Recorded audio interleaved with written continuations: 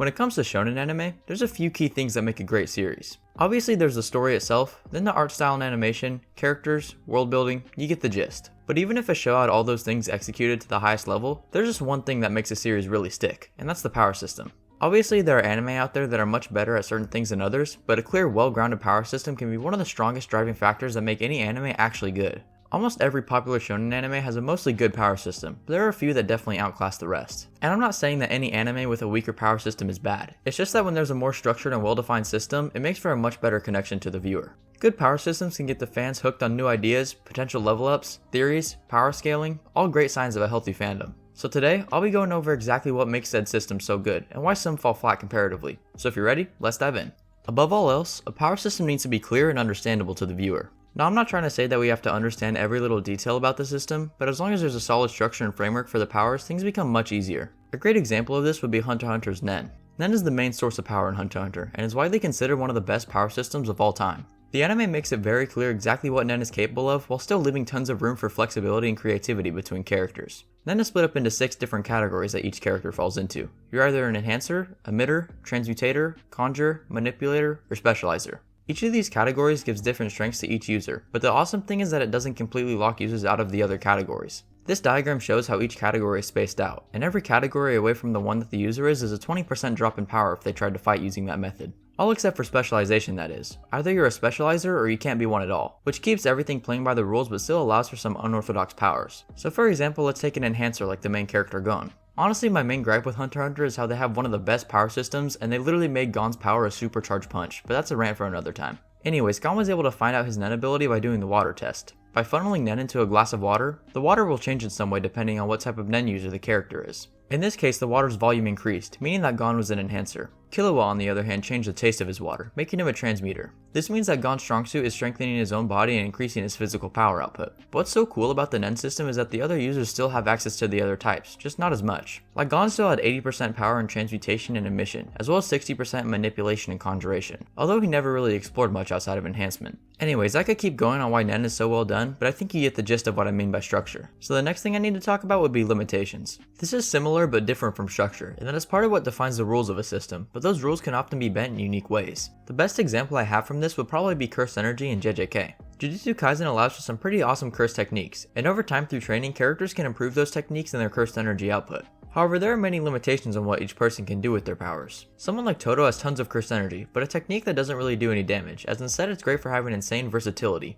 Todo has to clap to activate his boogie woogie, which can swap the places of things with cursed energy. This includes people, cursed tools, or regular objects infused with temporary energy. However, not every clap results in a swap, and later in the manga he even develops a technique using another object that lets him swap much faster. As you can see, there are clear limitations on this technique, but by further understanding and manipulating his powers, he can play with the boundaries of those rules and further push them beyond their expected limits. This doesn't just go for him though, almost every JJK sorcerer does this in some way, and it's what makes JJK and so many other animes like it enjoyable to watch. It's not like what they're doing is outside the realm of possibility, but through creativity and effort, characters can grow and evolve in ways that feel very rewarding. Another thing that makes a great system would have to be the scalability of its powers. Similar to most things I've said or will say in this video, to have good scalability, an anime needs to walk a fine line between believable power-ups and unexpected hype moments. If there was a fight where a character was getting destroyed and then for some unexpected miracle they just start winning, it's not very rewarding to the viewer. Yes, I know power of friendship wins happen all the time in anime, but there's usually some kind of believable reason for an insane 180 that has lasting consequences.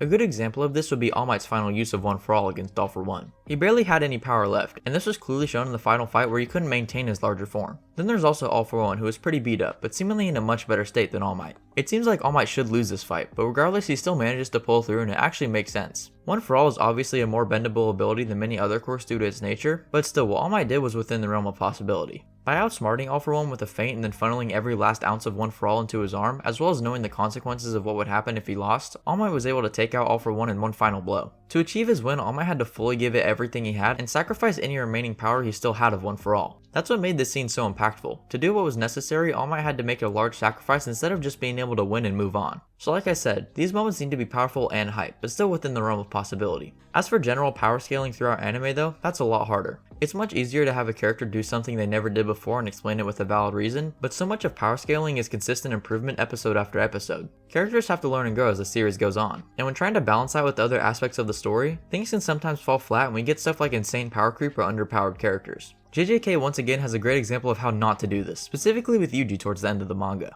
This will include some manga spoilers, so I'll throw up a timestamp on screen if you want to skip this section. Anyways, what I'm talking about is the lead up to the final fight with Sukuna. After the Shibuya arc and some stuff later, I felt like Yuji was kind of put on the back burner. I'm glad that the other characters got more fleshed out, but Yuji is literally the main character and the story just didn't reflect that. Until the very end, it seemed like Yuji's power-ups were incredibly small. Yuji was always pretty strong, but nothing ever really changed. But cut to the final fight and almost out of nowhere it just seems like he's some super strong guy and even gets a domain expansion, although it does pretty much nothing. And eventually he just turns Sukuna into a little pile of sludge and calls it a day. Early JJK and so much of the manga was incredibly well done, but it just feels like there was no real payoff at the end. I'm glad Gege didn't go full insane and eliminate everyone, but it was still a very weird ending that to many people including me didn't make a whole lot of sense. And that's why characters need to consistently evolve. Maybe if Yuji was shown getting constantly stronger and stronger, this would have been a lot more impactful. But regardless, that's about all I wanted to say for scalability, and moving on, the next thing I want to touch on is creativity within powers. I already mentioned how pushing the limits on abilities makes for fun systems, but the way those boundaries are pushed also matter a lot. Without going into the manga stuff, let's talk about MHA Vigilantes for a second. The main character Koichi has the ability Sliding Glide, which at first seems like an ability that just produces propulsion from his hands and feet. He mostly uses this to slide around on all fours and even the walls occasionally, but it's very slow and relatively weak. Throughout the series though, we see how this isn't actually his ability at all, and to access more of his unique powers it requires a lot of thought and reevaluation of his quirk as a whole. So many people in MHA have awesome quirks but don't even know it because they never even try to understand them. Deku's mom had the ability to attract small objects towards her, but through training who knows, maybe she could have developed some crazy Magneto-like powers. But for a lot of people that's just something that they would never want to do, which is fair. What makes Koichi's development so cool though isn't that he just gets stereotypically stronger, but the very utilization of his abilities changes drastically. His biggest improvement in the anime isn't just increased speed or control, but he becomes able to fly when he needed to save Makoto from falling. Turns out he had actually always been able to fly as a child, but his mom conditioned that out of him by slapping him whenever he tried it. This led Koichi down a whole different path of re-understanding his quirk, and morphing it into something much stronger, which is my favorite part about the series. And that's why I think it matters so much to be creative. Sure, regular speed and strength power-ups are awesome too, after all anime is notorious for screaming and just becoming stronger through determination, but being able to morph powers while staying confined to a certain set of rules is something that makes certain systems so unique and awesome. Power systems also have to be consistent, which can be really tricky when trying to level up certain characters. If you have one person who's a member of the main cast that gets a significant power boost, then the rest of the cast also has to get somewhat stronger to account for that. The antagonists also have to either become more powerful or more dominant as well, as if the main characters become too powerful and the enemies are not, it gets much harder to balance encounters. This is where that element of power creep comes in. If the main character unlocks a new ability or level up every main fight, unless the rest of the world is increasing in power or becomes more of a threat, the show is at risk of having too much of an OP character that will need serious adjustment, which is much harder to do successfully than consistent smaller improvements to everyone. There can still be crazy level ups and whatnot, it just has to be done tastefully in a way that makes sense. Same thing goes for the mystery of powers in a series. No anime should tell you everything that you need to know right off the bat, but it should slowly drip feed you information while always having enough to understand the gist of what's going on. There's this brand new anime out called Gachiakuta, which I have a few videos on that I can put in the description, but something that I think that Gachiakuta does very well is keep mystery high without sacrificing clarity. Gachiakuta has givers, people who can give energy to items that are very important to them and can morph into powerful tools, also known as vital instruments. While there's tons of variety between vital instruments, it's clear how their basic framework is structured and each person's unique power came to be. However, what makes the system so special is that it does all this while still maintaining enough mystery about the world and system. Like, we still don't fully understand what about someone determines their ability to be a giver, or how the most powerful vital instruments actually work, and especially how the main character's root of vital instrument ties into the story. Not every anime has to have this level of mystery, but it should at least leave some things hidden until the time arises so it can be a big reveal that keeps viewers engaged. Similarly, anime also has to correctly match its world building with its power system, and one of the best examples that I can think of for this would be stands in JoJo's. In JoJo's, everything is crazy over the top and known for its bizarre nature. Something like Curse Energy or Nen wouldn't make much sense in this universe even though they're great systems, because JoJo's need something a lot more wild, and that's where stands come in. Every stand user in JoJo's has a unique ability that fits with their wild personality. While there are some absolutely insane abilities that seem out of the realm of possibility, due to the crazy nature of the show, these abilities can be explained through wild logic that somehow makes sense. Oftentimes this show does stretch the limits of what we think should be possible, but because the world of the show is already so out of the ordinary, it gives a lot more leeway for the type of power system. If you were to put stands into a serious setting like AOT, it would totally flop, even though both shows have insanely good power systems. So what I'm trying to say is the key isn't just to have a good system, but rather creating a framework that fits inside the story that you're trying to tell. And while all the things I've said are super important, I saved one part for last that theoretically blows all the other things out of the water, and it's so much simpler than anything else I've described so far.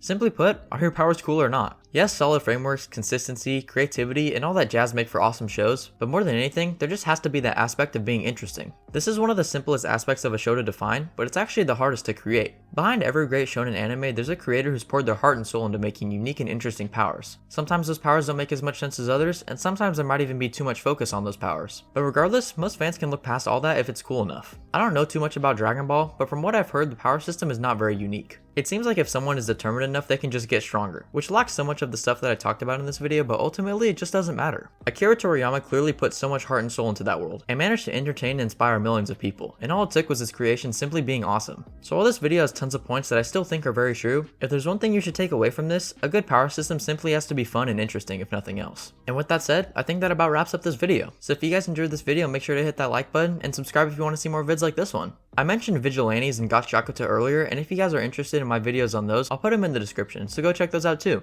Alright, that's about enough for me though, so I hope you guys have a great rest of your day, and I'll see you in the next one. Peace!